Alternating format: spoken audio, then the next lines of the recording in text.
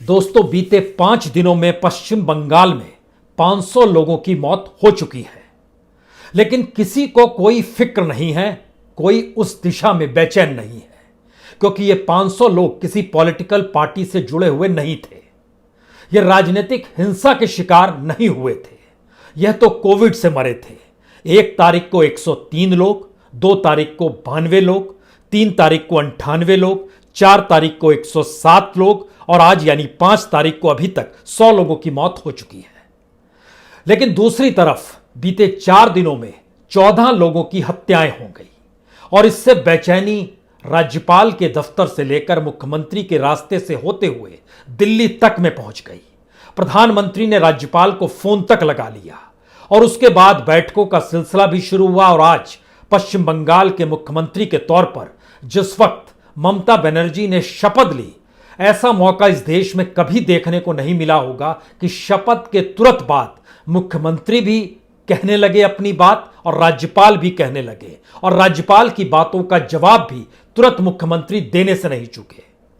इसकी वजह यह नहीं कि बीते 5 दिनों में 500 मौतें कोविड से हुई है। इसकी वजह यह है कि कानून व्यवस्था और संविधान की फिक्र राज्यपाल को इस बात को लेकर आई कि दरअसल अब कानून का राज होना चाहिए, राजनीतिक हिंसा थमनी चाहिए और इसके लिए मुख्यमंत्री तुरंत नई पहल करे।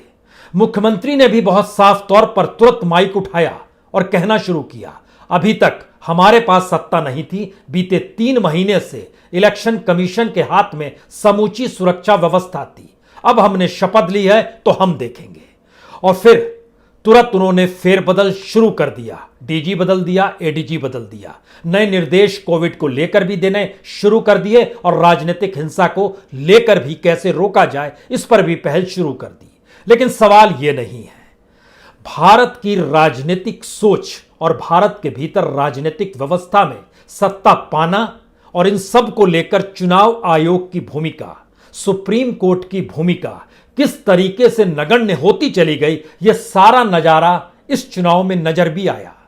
इलेक्शन कमीशन ने कभी रोकने की कोशिश नहीं की जब इस देश के गृह मंत्री ने ममता बनर्जी को गुंडा कहा।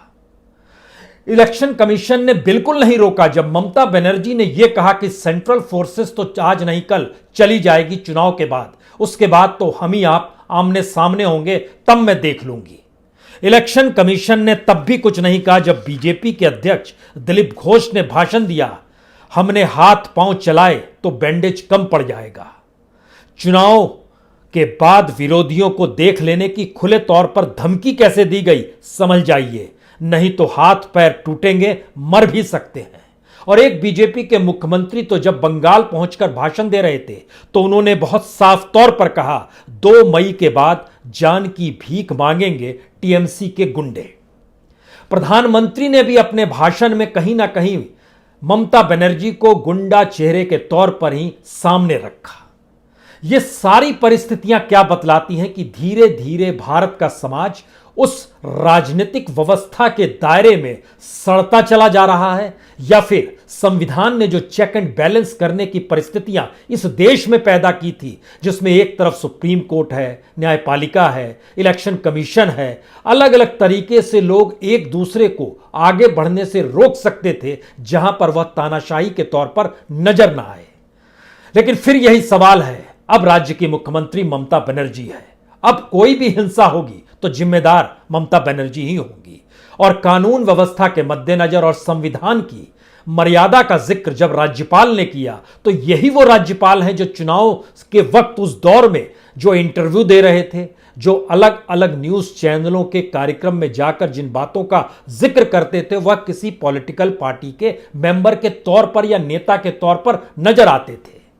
यानी संविधान के रक्षक के तौर पर राज्यपाल की राज्य में मौजूदगी अगर चुनाव के वक्त पॉलिटिकल पार्टी के नेता के तौर पर होने लगे और उसके बाद वो संविधान की व्याख्या करने लगे तो फिर कई सवाल एक साथ जनता के मन में भी आते हैं और इस देश के भीतर चल रही सामाजिक राजनीतिक व्यवस्था के दायरे में भी डोलने लगते हैं। भरोसा कैसे करें? और ध्यान दीजिए, भारत की राजनीति के आज पन्ने खोलना शुरू कीजिए, उसके बाद हम बंगाल पे आएंगे। 1984 इंदिरा गांधी की हत्या के बाद कांग्रेस ने क्या कहा था, जब बड़ा वृक्ष गिरता है तो धरती कांपती है। और उस धरती कांपने का मतलब यह था, इस देश के भीतर में सिखों का नरसंहार हुआ, कोई नहीं भूला है।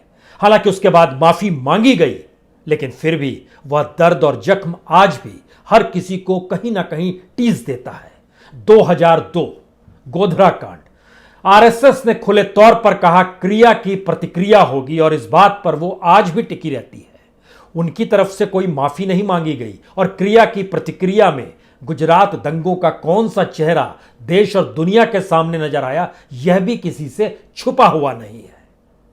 और जब हम पश्चिम बंगाल की फाइलों को खोलना शुरू करेंगे तो आज से नहीं, 60 के दशक से वहां पर राजनीतिक हिंसा का जो चेहरा नजर आता है वो इतना भयावह है कि मौजूदा राजनीतिक हिंसा हो सकता है आपको बहुत छोटी सी नजर आए,